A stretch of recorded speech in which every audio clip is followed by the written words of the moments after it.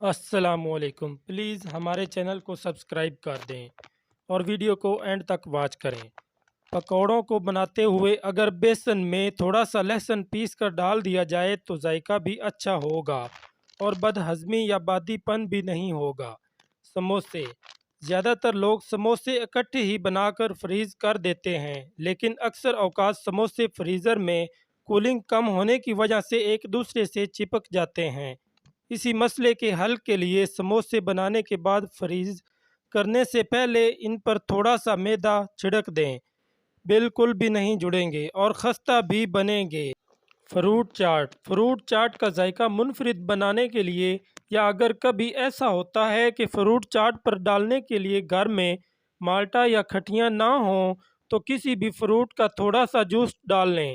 اس مقصد کے لیے آپ ڈبے کا جوس بھی استعمال کر سکتے ہیں، ساتھ تھوڑا سا لیموں نچوڑ دیں، آپ کی مزیدار چاٹ تیار ہے۔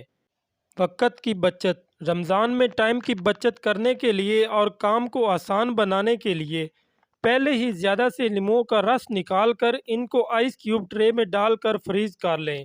پھر بس جب چاہیے ہو یا دیر ہو رہی ہو تو فوراً سے جتنی کیوب چاہیے ہوں نکالیں اور شربت یا چاٹ پر ڈالیں اور کام کو آسان بنائیں۔